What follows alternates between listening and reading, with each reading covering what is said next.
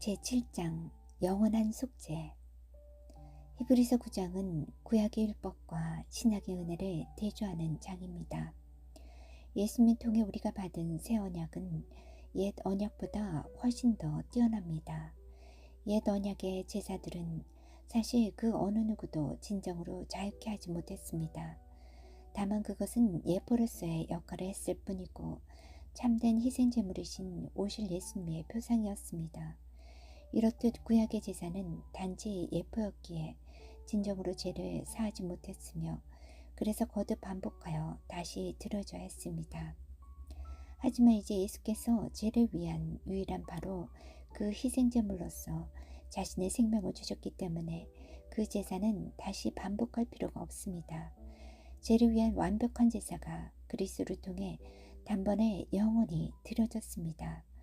우리의 거듭난 영은 다시 정결함을 받거나 다시 씻음을 받거나 다시 거듭나야 할 필요가 없습니다. 그리스도께서는 장래의 좋은 일에 대제사장으로 오사 손으로 짓지 아니한 것 곧 이 창조에 속하지 아니한 더 크고 온전한 장막으로 말미암아 염소와 송아지의 피로 하지 아니하고 오직 자기의 피로 영원한 속죄를 이루사 단번에 성소에 들어가셨느니라. 히브리서 9장 11절에서 12절 말씀. 우리의 구원은 영원한 것입니다. 염소와 항소의 피와 송아지의 죄를 부정한 자에게 뿌려 그 육체를 정결하게 하여 거룩하게 하거든 한 몸에 영원하신 성령으로 말미암아 흠없는 자기를 하나님께 드린 그리스도의 피가 어찌 너 양심을 죽은 행실에서 깨끗하게 하고 살아계신 하나님을 섬기게 하지 못하겠느냐. 이로 말미암아 그는 새 언약의 중보자이시니 이는 첫 언약 때 범한 죄에서 속량하려고 죽으사 부르심을 입은 자로 하여금 영원한 기업의 약속을 얻게 하려 하심이라. 히브리서 9장 13절에서 15절 말씀. 예수님께서는 성소에 단 한 번 들어가셨고 또 우리를 위해 영원한 속죄를 이루셨습니다. 그리고 15절에 영원한 기업을 주셨다고 합니다. 이 구절들은 영원히 역사하는 단 한 번의 제사를 강조하고 있습니다. 단 한 번.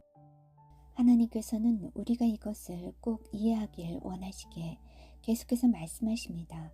그리스도께서는 참 것의 그림자인 손으로 만든 성소에 들어가지 아니하시고 바로 그 하늘에 들어가사 이제 우리를 위하여 하나님 앞에 나타내시고 대제사장이 해마다 다른 것의 피로써 성소에 들어가는 것 같이 자주 자기를 드리려고 아니하실지니 그리하면 그가 세상을 창조한 때부터 자주 고난을 받았어야 할 것이로되 이제 자기를 단번에 제물로 드려 죄를 없이 하시려고 세상 끝이 나타나셨느니라. 한번 죽는 것은 사람에게 정해진 것이요 그 후에는 심판이 있으리니 이와 같이 그리스도도 많은 사람의 죄를 담당하시려고 단번에 들이신 바 되셨고 구원에 이르게 하기 위하여 죄와 상관없이 자기를 바라는 자들에게 두 번째 나타나시리라. 히브리서 9장 24절에서 28절 말씀. 구약의 제사는 반복적으로 드려졌지만 예수님께서는 성소에 단 한 번 들어가셨고 단 한 번의 제사를 드리셨습니다. 우리도 한 번만 죽듯이 그분도 한 번만 고난받으셨고 그 한 번의 제사로 죄에 대한 값을 영원히 치르셨습니다. 구약의 제사는 예수께서 행하신 신약의 제사가 한 일을 하지 못했습니다. 그것은 오실 참된 제사를 예표하는 일시적인 그림자였을 뿐입니다. 율법은 장차 올 좋은 일의 그림자일 뿐이요 참 형상이 아니므로 해마다 늘 드리는 같은 제사로는 나오는 자들을 언제나 온전하게 할 수 없느니라. 그렇지 아니하면 섬기는 자들이 단번에 정결하게 되어 다시 죄를 깨닫는 일이 없으리니 어찌 제사 드리는 일을 그치지 아니하으리요. 히브리서 10장 1절에서 2절 말씀. 구약의 제사가 사람들을 온전케 할 수 있었다면 그 제사를 매년 반복해서 드려야 할 필요가 없었을 것입니다. 그랬다면 제사를 드렸던 사람들이 한번 깨끗함을 입은 후에 다시는 그 죄를 의식하지 않게 되었을 것이니까요. 새 언약을 믿는 자들은 죄를 의식할 필요가 없습니다. 구약의 제사가 할 수 없었던 일을 새 언약 제사는 할 수 있었고 또 이루어 놓았습니다. 정말로 하나님 말씀의 진리를 믿는다면 더 이상 죄를 의식하지 않는 상태에 도달할 수 있습니다. 그렇게 되면 우리의 영은 영원히 성결케 되었고 온전해졌다는 것을 인식할 수 있게 됩니다. 하나님은 우리를 죄인으로 보지 않으십니다. 그분은 우리의 거듭난 영을 보시며 기뻐하십니다. 이렇듯 생각은 나의 영적 정체성에 집중하면 제가 아는 의를 의식하게 됩니다. 나는 은혜로 구원받은 죄인입니다. 라는 말은 진리가 아닙니다. 죄인이라면 거듭나십시오. 만약 진정 은혜로 거듭났다면 그 사람은 더 이상 죄인이 아닙니다. 거듭난 자의 영은 의와 참된 거룩함으로 재창조되었으며 영은 죄를 짓지 못합니다. 또한 영은 성령의 인치심을 받았기 때문에 몸과 혼에 있는 죄가 영을 간통하지 못합니다. 저는 죄인입니다 하면서 하나님께 나아가지 마세요. 담대함으로 그분께 가까이 나아가야 합니다. 우리는 그리스도 안에서 하나님의 의가 되었기 때문입니다. 고린도후서 5장 21절 말씀. 예수님을 통해 그리고 그분이 우리의 거듭난 영에 행하신 일을 통해 하나님께 나아가십시오. 이렇게 기도하며 나아가면 됩니다. 아버지 감사합니다. 나를 의롭게 하셨기에 그리스도를 통해 은혜의 보좌로 담대하게 나아갑니다.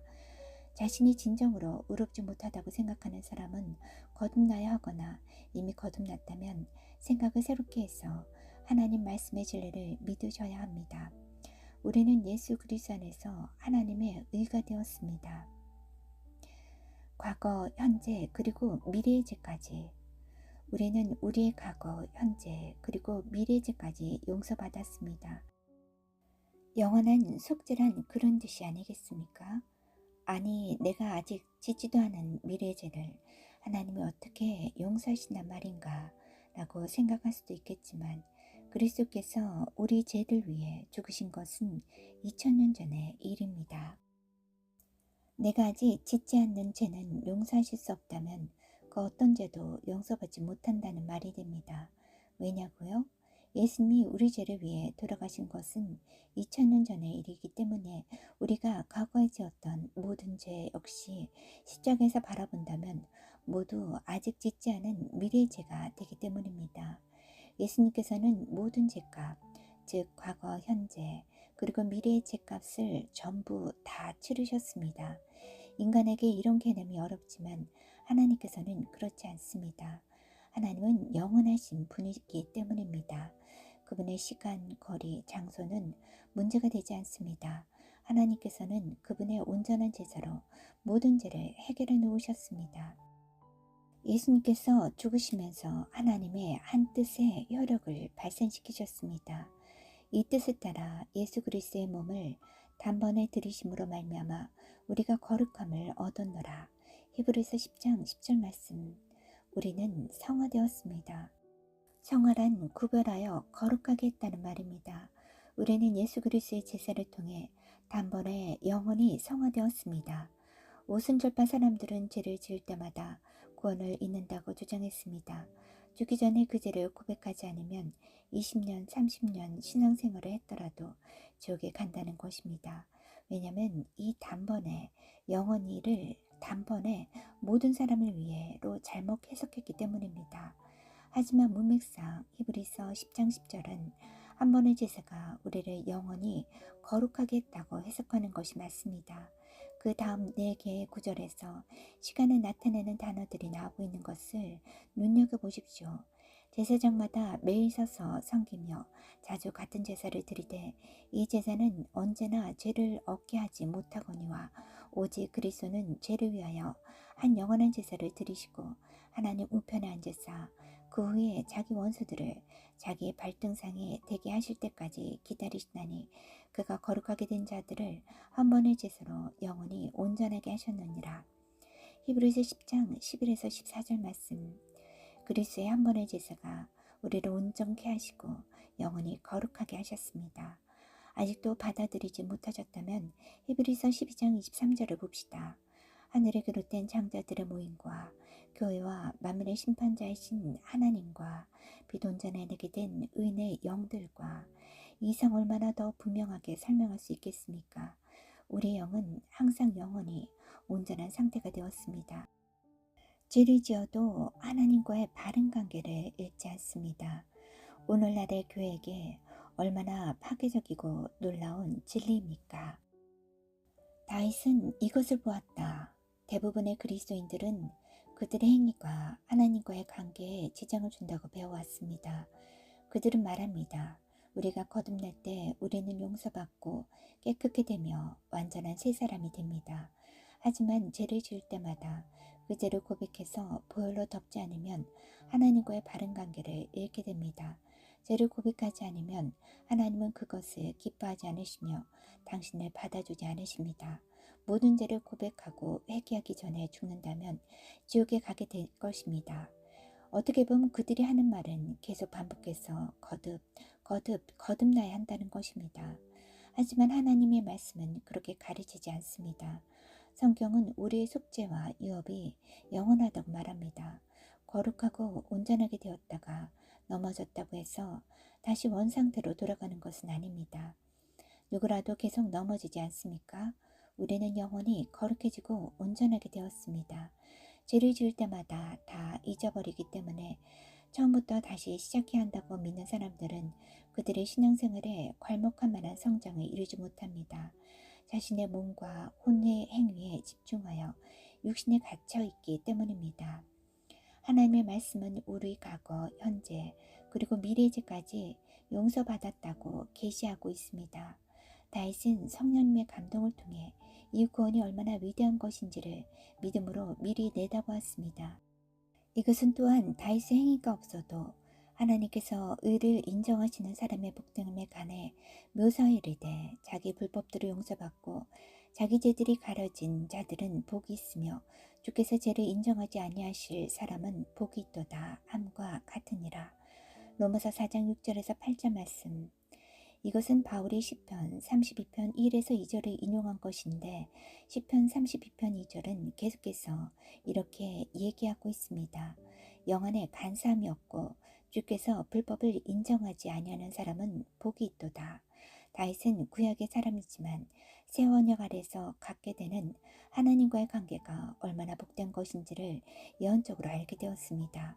거듭난 영의 의로운 본성 때문에 주님은 우리에게 어떤 죄도 묻지 않으십니다.